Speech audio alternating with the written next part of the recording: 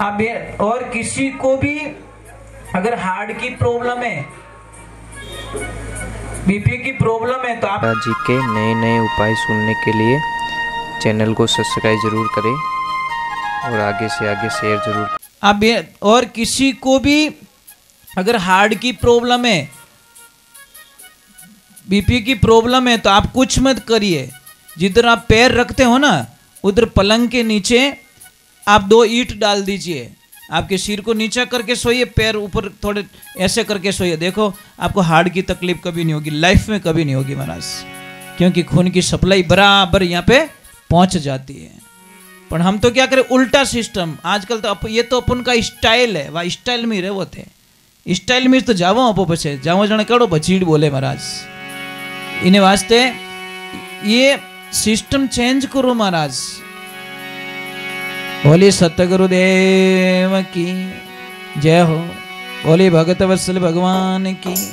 अरे कृष्णा जय तो बोलो, जय नहीं बोलो। कहीं रियो वह कहीं अबार कहीं कहता नहीं, वो कहीं खायो अबार ने छोटी छोटी बे बत्ती खवीज की कहीं देन भी हो। बहुत अच्छा प्रसाद बनाया है इन्होंने। चलो एक बार जय बोल दो बच्चे, आप जय बोलोगे तो हमें बड़ा अच्छा लगेगा। बोलिए श्री भगवान की। हाँ ऐसे जय हो वा जाओ हो नहीं, हाँ ऐसे मत करना महाराज। जिंदगी में जीना हो ना, लाइफ में जीना हो तो एक ध्यान रखना। हम कभी भी ध्यान रखना, गुजरात में जाओ और गुजरात में किसी को भी XYZ कोई भी, चाहे अमीर हो चाहे गरीब हो, किसी को भी पूछना केम छो, तो सामने से एक आवाज आएगी मजा में। चाहे हाजरा खाणो नहीं मिली तो कहीं के मजा में। और अपन ने पूछो की करो के अबार टाइट हाले रही है। वारे वारे भोला भगत वाह, वाह कृष्णा वाह। और गुजरात में तो गुजरात से भाई, गुजराती में लखो है कि आ समय पण प्रसाद थी जैसे सुख में या दुख में। आज नो जे दिवस है निकली गयो, सुख में निकलो दुख में निकलो कोई ने खबर नहीं महाराज। यही तो आनंद है महाराज। अंबर ओडना भूमि पतना बीच मसणा सोई, अरे भूत पलित्रा शंका नहीं माने नहीं, हसे नहीं रोई फकीरी निर्भय पड़ा निर्मोही।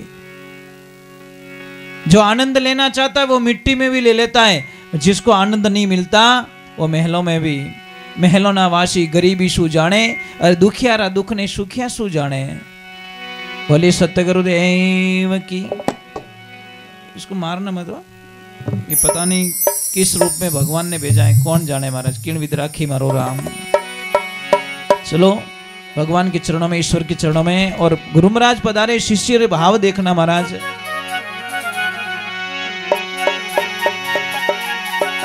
पता नहीं एक ऐसी भयंकर बीमारी लग गई है, सब कृपा हुई है मोबाइल देवता की। इस मोबाइल देवता की इतनी कृपा हुई है, न तो ये सच बोलने देता है, न जीने देता है, न मरने देता है, और न पढ़ने देता है, न सोने देता है, न टाइम पे खाने देता है।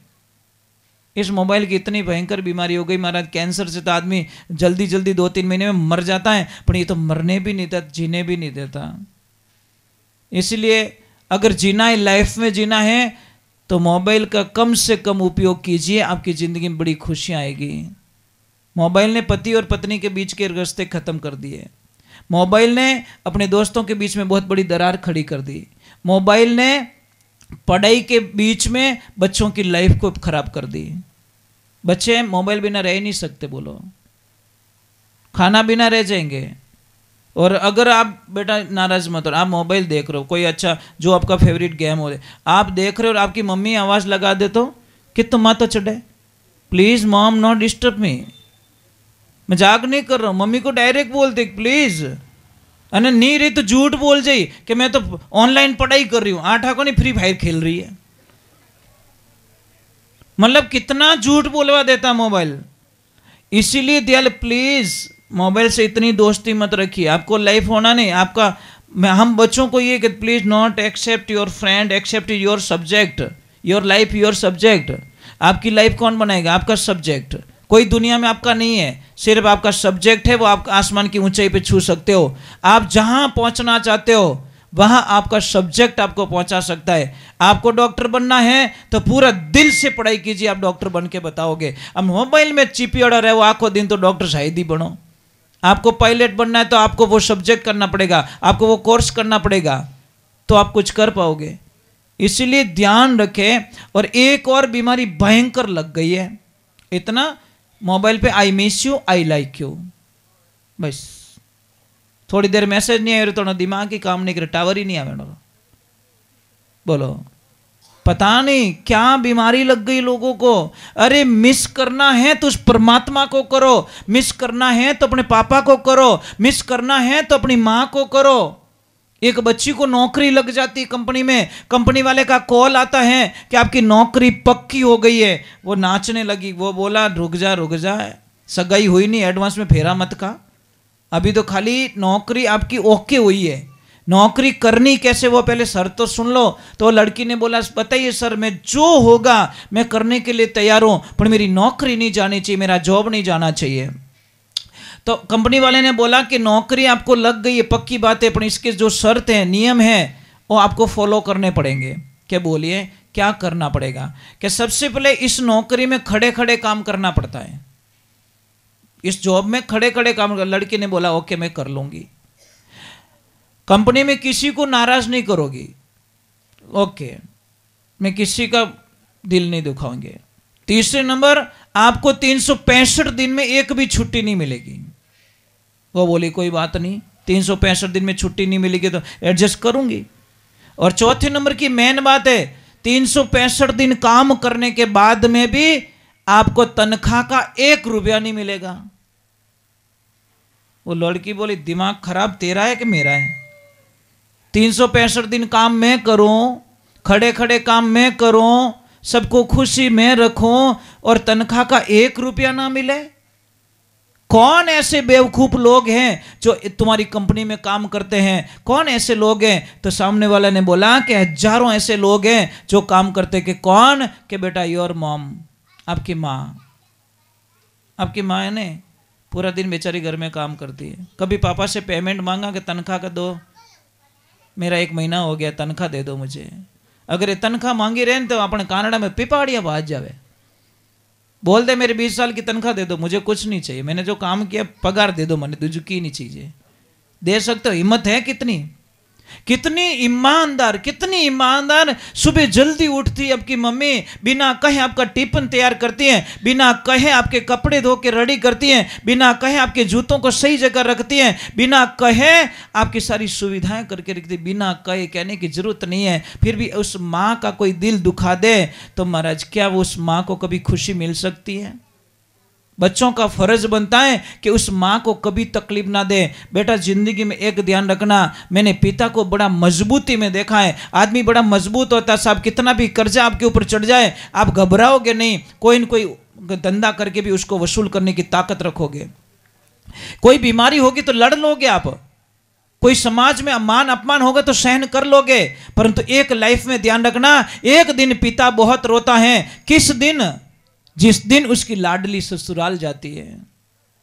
महाराज मैंने बहुत सारे पिताओं को रोते हुए देखा है, वो सबके सामने तो रोने की हिम्मत नहीं रखता, पर एक तरफ जाके एक तरफ मुंह करके वो बाहर रो भी नहीं सकता संसार के सामने, क्योंकि उसको पता है आज मारे काल जरूर टुकड़ो मारे घरों विदा हो गयो।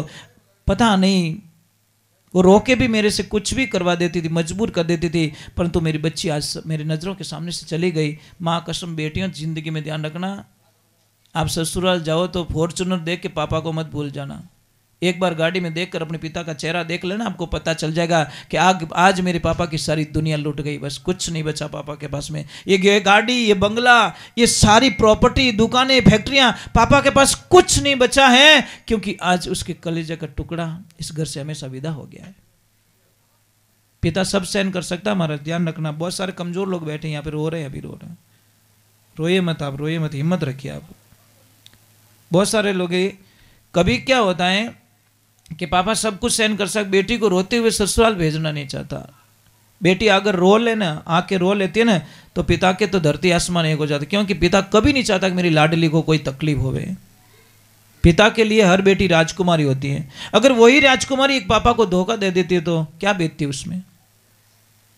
वो तो कुछ समझ भी नहीं पाता। वो पूरा दिन पैरों पे खड़े रहना, इधर उधर भाग दौड़ करना, भूखा प्यासा, कभी टाइम पे रोटी भी नहीं खाते। ध्यान रखना, एक आदमी की कितनी मजबूरियां हो जाती है।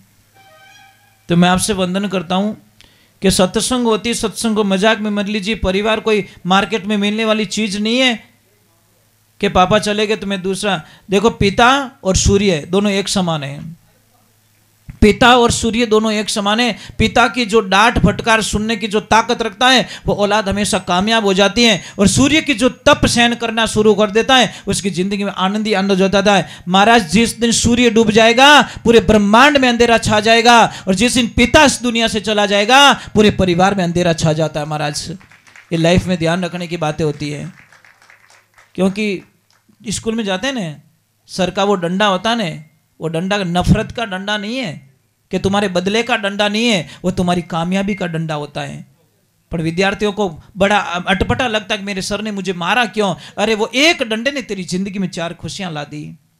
एक घोड़े पे बैठा हुआ घुड़सवार घोड़े को क्या मारता है? वो चाहता है कि मेरा घोड़ा मैदान में हार ना जाए, इसीलिए वो चाबुक मारता है।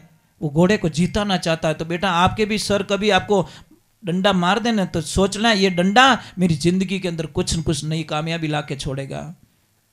पर क्या करे, मार साहब आपड़ा कह दियो मार से डरे के काटा गेट बारे काटे की तो लंबो तिलक काटी राम जाने, घरे जाने कह दियो। तो मैंने एक चीज नोट की है, टीचर और सड़क दोनों वहीं के वे रह जाते हैं, पर उस पर निकलने वाले अपनी मंजिल पा लेते हैं। समझ में आ रहा कि नहीं आ रहा है? मास्टर जी वही है, पर बच्चा जो पढ़ा था, जिसको मास्टर जी ने पढ़ाया, वो कोई आईपीएस, कोई कलेक्टर, कोई कहाँ से कहाँ पहुँच गया। पर मास्टर जी हाल वही स्कूल में कहीं है रे छोरा, कहीं है वह वटी हाल थोड़ी। और सड़क वहीं के वहीं है, पर इसमें जो चली थी गाड़ी वो कन्याकुमारी पहुँच गई।